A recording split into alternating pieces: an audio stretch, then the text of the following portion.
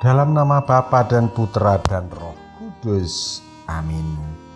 Tuhan bersamamu dan bersama rohmu. Bacaan diambil dari Kisah Para Rasul bab 15 ayat 1 sampai 6. Sekali peristiwa, beberapa orang datang dari Yudea ke Antiokhia dan mengajarkan kepada saudara-saudara di situ, kalau kamu tidak bersunat menurut adat istiadat yang diwariskan oleh Musa, kamu tidak dapat diselamatkan. Tetapi Paulus dan Barnabas dengan keras melawan dan membantah pendapat mereka itu.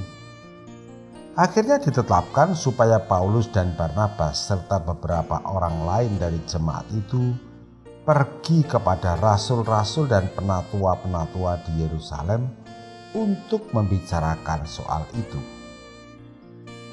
Mereka diantarkan oleh jemaat sampai keluar kota, lalu mereka berjalan melalui Fenisia dan Samaria. Dan di tempat-tempat itu mereka menceritakan pertobatan orang-orang yang tidak mengenal Allah. Hal itu sangat mengembirakan hati saudara-saudara di situ. Setibanya di Yerusalem, mereka disambut oleh jemaat dan oleh rasul-rasul serta penatua-penatua. Lalu mereka menceritakan segala sesuatu yang dilakukan Allah dengan perantaraan mereka. Tetapi beberapa orang dari golongan Farisi yang telah menjadi percaya datang dan berkata, orang-orang bukan Yahudi harus disunat dan diwajibkan untuk menuruti hukum Musa. Maka bersidanglah rasul-rasul dan penatua-penatua untuk membicarakan soal itu. Demikianlah sabda Tuhan. Syukur kepada Allah. Saudara-saudara yang dikasihi Tuhan dan saya Gamateni, apa kabar? Salam sehat, baik-baik, sami sugeng, seger kewarasan. Saudara-saudara, judul renungan saya kali ini adalah kepleset. Saya akan memulai dari cerita yang diceritakan oleh Cak Lontong. Pada suatu ketika, seorang preman kampung yang ditakuti mendatangi sebuah warung kopi yang biasa dipakai nongkrong anak-anak muda. Ketika dia masuk, ada 4 pemuda yang ada di situ. Dia masuk, pemuda itu cuek saja. Maka dia menarik perhatian dan gebrak meja. Ngomong, "Hai kamu semua, siapa yang berani sama aku?" Lalu pemuda pertama, "Saya berani."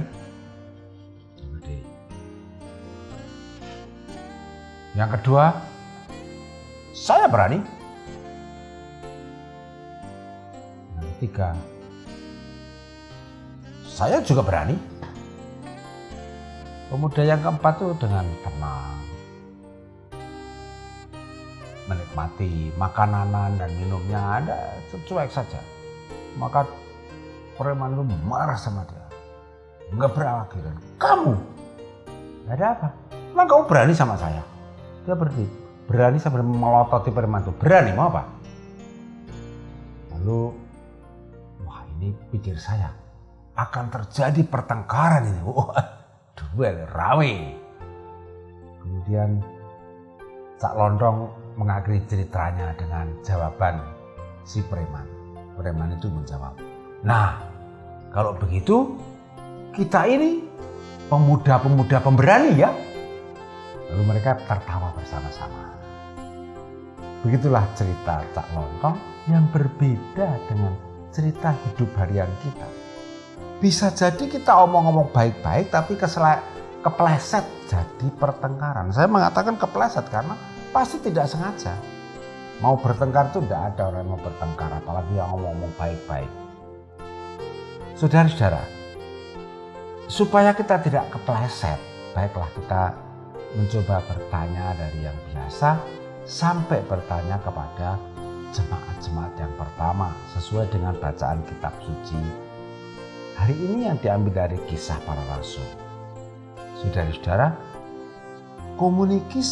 komunikasi kita dengan pribadi, antar pribadi atau dengan kelompok melalui kata-kata atau omongan atau disebut dengan komunikasi verbal itu ada beberapa macam. Omong-omong atau omong kosong, ngobrol kesana kemari, tidak ada tema yang ditentukan, tidak ada tujuan, pokoknya sekedar omong-omong demi pergaulan.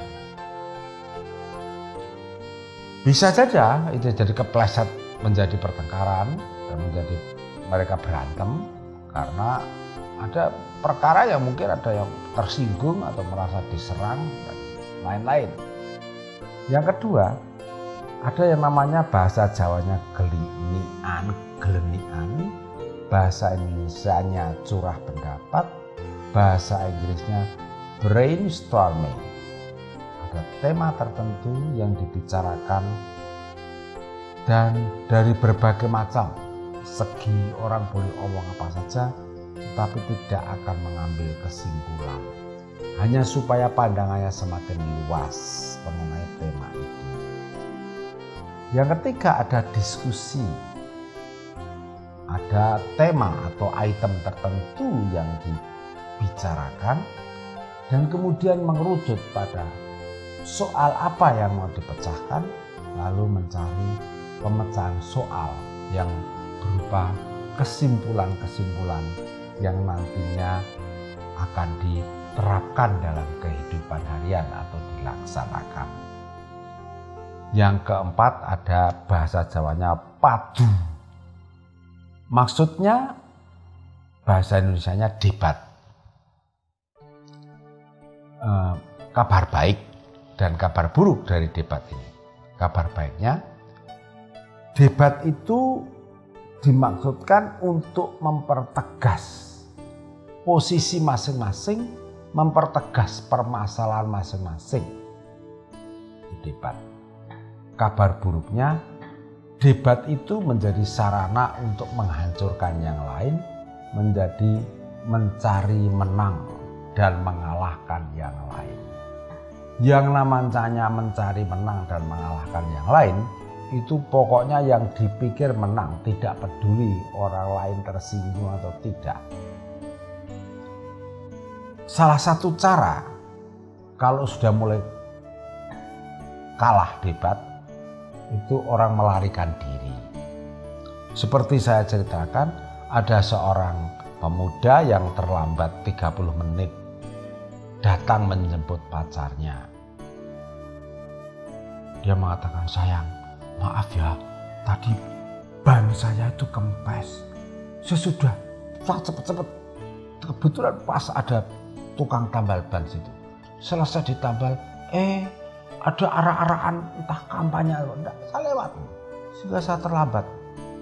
Jawabnya merengut, ada kampanye apa gembos apa aku tahu.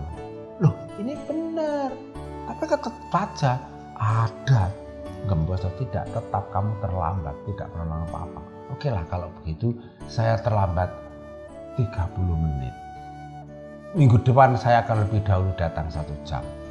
Pikirnya 30 menit dalam seminggu sudah jadi 1 jam, itu kan sudah, mana ada bunga 100% seminggu, udah murah hati.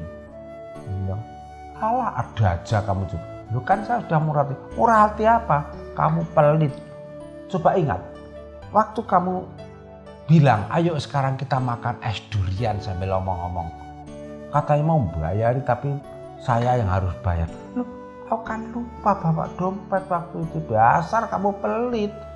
Enggak, waktu itu kan kamu sudah transfer, akhirnya saya bayar juga.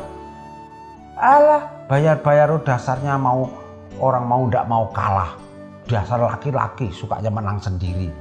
Jadi lari dari soal sekarang, dari mulai 30 menit jadi soal pelit, jadi soal uang, jadi soal gender, jadi macam-macam. Lari-lari.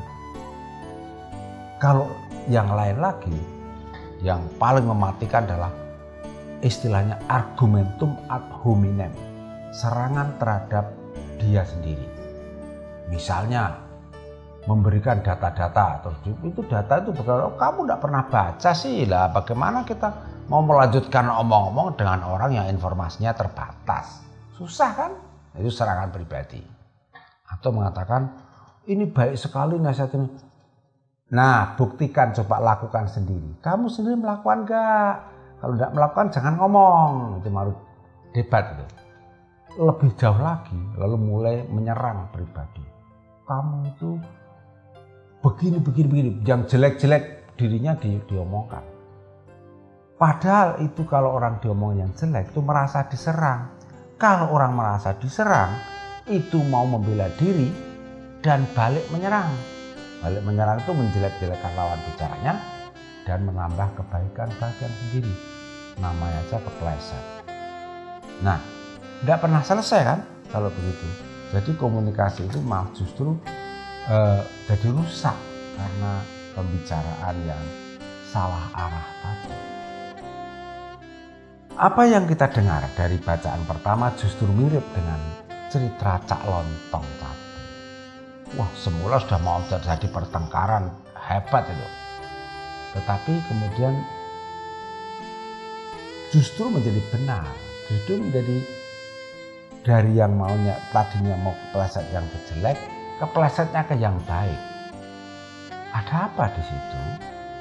Karena mereka ada persekutuan yang didasarkan pada kasih dan ketekunan mereka berdoa.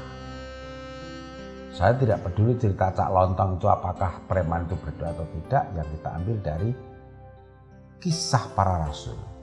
Mereka datang sebagai saudara yang dikumpulkan dalam kasih, dalam satu Tuhan untuk memecahkan suatu masalah yang tujuannya sama.